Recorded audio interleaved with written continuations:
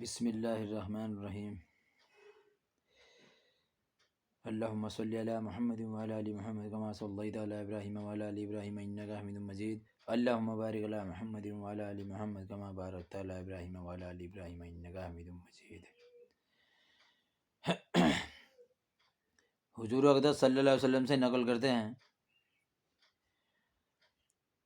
حضرت صہیب رضی اللہ تعالیٰ عنہ حضور اقدس صلی اللہ علیہ وسلم سے نقل کرتے ہیں کہ پہلے انبیاء کا بھی یہی معمول تھا کہ ہر پریشانی کے وقت نماز کی طرف متوجہ ہو جاتے تھے۔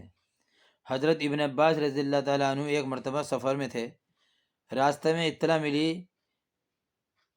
کہ بیٹے کا انتقال ہو گیا۔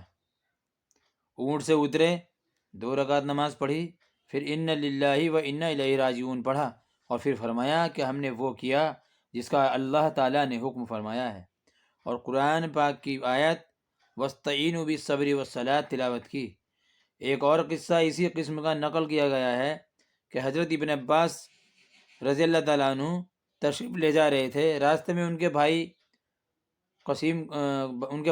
قاسم کا انتقال کی خبر ملی، تو راستے میں ایک طرف ہو کر اونٹ سے اترے، 2 رکعت نماز پڑھی اور اتحیات میں بہت دیر تک دعائیں پڑھتے رہے۔ اس کے بعد اٹھے اور اونٹ پر سوار ہوئے اور قرآن پاک کی آیت وَاسْتَعِینُوا بِالصَّبْرِ وَالصَّلَاةِ وَإِنَّهَا لَكَبِیرَةٌ إِلَّا الْخَاشِعِینَ، یہ تلاوت فرمائی، جس کا ترجمہ ہے اور مدد حاصل کرو صبر کے ساتھ اور نماز کے ساتھ، اور بے شک وہ نماز دشوار ضرور ہے مگر جن کے دلوں میں خشوع ہے ان پر کچھ دشوار نہیں۔ خشوع کا بیان 3 باب میں مفصل آ رہا ہے۔ انہی کا ایک اور قصہ ہے کہ ازواج مطہرات میں سے کسی کے انتقال کی خبر ملی تو سجدے میں گر گئے۔ کسی نے دریافت کیا کہ کیا بات تھی؟ آپ صلی اللہ علیہ وسلم نے فرمایا کہ جب کوئی حادثہ دیکھو تو سجدے میں یعنی نماز میں مشغول ہو جاؤ، اس سے بڑا حادثہ اور کیا ہوگا کہ ام المومنین رضی اللہ تعالیٰ عنہ کا انتقال ہو گیا۔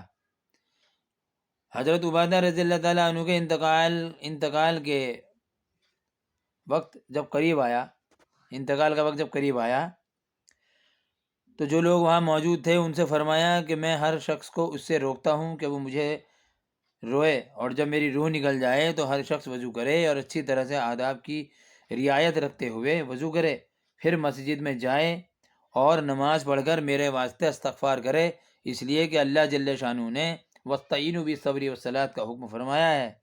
اس کے بعد مجھے قبر کے گڈھے میں پہنچا دینا۔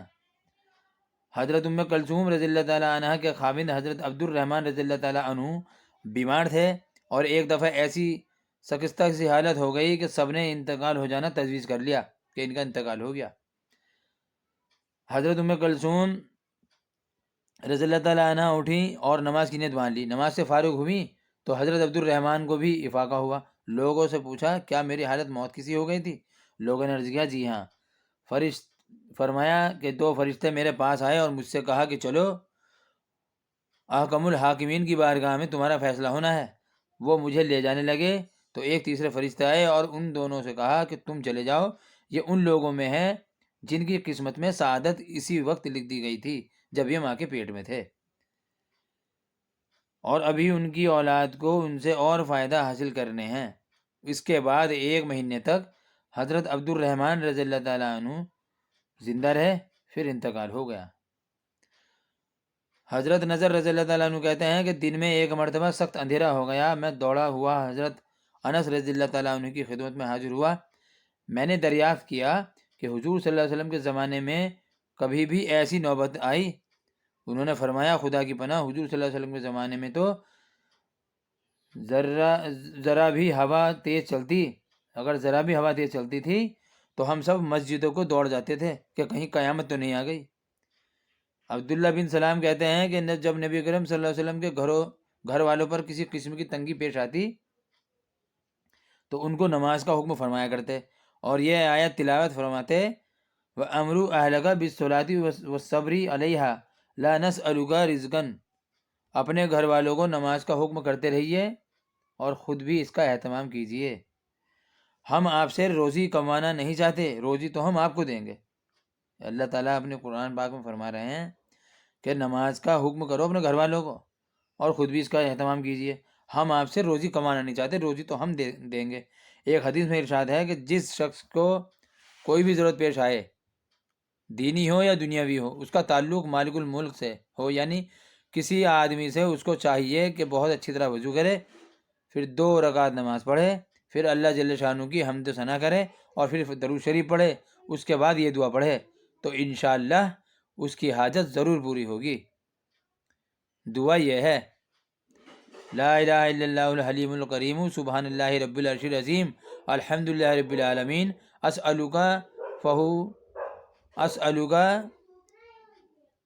موجبات رحمتی کا و عزائم مغفرتی کا والغنیمت من کل وسن والسلامت من کل اسم لا تدع لی ذنبا الا غفرتہ یا ارحم الراحمین ولا ہما الا فرجتہ ولا حاجتا ہی لگا رزن الا قضیتہن یا ارحم الراحمین۔ وہب رحمۃ اللہ علیہ بن منبہ کہتے ہیں کہ اللہ تعالیٰ سے حاجت نماز کے ذریعے طلب کی جاتی ہے، اور پہلے لوگوں کو جب کوئی حادثہ پیش آتا تھا تو وہ نمازی کی طرف متوجہ ہو جاتے تھے، جس پر بھی کوئی حادثہ گزرتا وہ جلدی سے نماز کی طرف رجوع کرتا۔ کہتے ہیں کہ کوفے میں ایک کلی تھا جس پر لوگوں کو بہت اعتماد تھا، امین ہونے کی وجہ سے تاجروں کا سامان، روپیہ وغیرہ بھی لے جایا کرتا تھا۔ ایک مرتبہ وہ سفر میں جا رہا تھا، راستے میں ایک شخص اس کو ملا، پوچھا کہاں کا ارادہ ہے؟ کلی نے کہا فلاں شہر کا۔ وہ کہنے لگا کہ مجھے بھی جانا ہے، میں پاؤں چل نہیں سکتا تو تیرے ساتھ ہی چلتا، کیا یہ ممکن ہے کہ 1 دینار کرایہ پر مجھے خچر پر سوار کر لے؟ کلی نے اس کو منظور کر لیا، وہ سوار ہو گیا۔ راستے میں ایک 2 راہ ملا، یعنی کہ 2 راستے ملے۔ سوار نے پوچھا کدھر کو چلنا چاہیے؟ کلی نے شارع العام کا راستہ بتایا۔ سوار نے کہا یہ دوسرا راستہ قریب کا ہے اور جانوروں کے لیے بھی سہولت کا ہے کہ سبزہ اس پر خوب ہے، یعنی کہ ہری گھاس بھی زیادہ ہے تو کھاتے کھاتے جائیں گے۔ جو جانور ہیں ان کے ساتھ بھائی خچر وہ چلتا رہتا، تو اس لیے وہ سبزہ اس کو دکھائی دیا۔ کلی نے کہا میں نے یہ راستہ دیکھا نہیں۔ سوار نے کہا کہ میں بار اس راستے پر چلتا ہوں۔ کلی نے کہا اچھی بات ہے، اسی راستے کو چلے۔ تھوڑی دور چل کر وہ راستہ ایک وحشت ناک جنگل پر ختم ہو گیا جہاں بہت سے مردے پڑے تھے۔ وہ شخص سواری سے اترا اور کمر سے خنجر نکال کر کلی کے قتل کرنے کا ارادہ کیا۔ کلی نے کہا کہ ایسا نہ کر، یہ خچر اور سامان تو رکھ لے، یہ خچر اور سامان سب کچھ لے لے، یہی تیرا مقصود ہے، مجھے قتل نہ کر۔ اس نے نہ مانا اور قسم کھا لی کہ پہلے تجھے ماروں گا پھر یہ سب کچھ لوں گا۔ اس نے بہت عاجزی کی مگر اس ظالم نے ایک بھی نہ مانی۔ کلی نے کہا اچھا مجھے 2 رکعت نماز پڑھنے کی مہلت دے دے کہ میں 2 رکعت نماز آخری نماز پڑھ لوں۔ اس نے قبول کیا اور ہنس کر کہا جلدی سے پڑھ لے، ان مردوں نے بھی یہی درخواست کی تھی مگر ان کی نماز نے کچھ بھی کام نہ دیا۔ کلی نے نماز شروع کی، الحمدللہ شریف پڑھ کر سورت بھی یاد نہ آئی۔ ادھر وہ ظالم کھڑا تقاضا کر رہا تھا، یعنی کہ تقاضا کر رہا تھا کہ کب یہ نماز پوری کرے، کب میں سے ختم کروں۔ ادھر وہ ظالم کھڑا ہوا تقاضا کر رہا تھا کہ جلدی ختم کرے۔ بے اختیار اس کی زبان پر یہ آیات جاری ہوئی: امن یحب المزتر اذا دعا۔ یہ آیت پڑھ رہا تھا اور رو رہا تھا کہ ایک سوار نمودار ہوا جس کے سر پر چمکتا ہوا جس کے سر پر چمکتا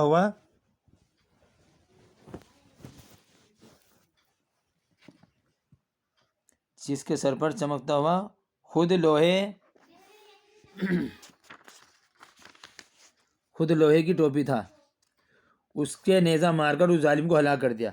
جس جگہ وہ ظالم مر کر گرا آگ کے شعلے اس جگہ سے اٹھنے لگے۔ یہ نمازی بے احتیاط سجدے میں گر گیا، اللہ کا شکر ادا کیا۔ نماز کے بعد اس سوار کی طرف دوڑا، اس سے پوچھا کہ خدا کے واسطے اتنا بتاؤ کہ تم کون ہو، کیسے آئے؟ اس نے کہا کہ میں امن یجیب المزدر کا غلام ہوں، اب تم مامون ہو جاؤ، چاہے جاؤ چاہے کہیں بھی چلے جاؤ، یہ کہہ کر چلا گیا۔ در حقیقت نماز ایسی بڑی دولت ہے کہ اللہ کی رضا کے علاوہ دنیا کے مصائب سے بھی اکثر نجات کا سبب ہوتی ہے، اور سکون قلب تو حاصل ہوتا ہی ہے۔ اللہ تعالی ہمیں کہنے سننے زیادہ اس بات پر عمل کرنے کی توفیق عطا فرمائے، اور میری اس ویڈیو کو زیادہ سے زیادہ شیئر کریں، لائک کریں، اور میرے چینل کو سبسکرائب کریں۔ اللہ حافظ۔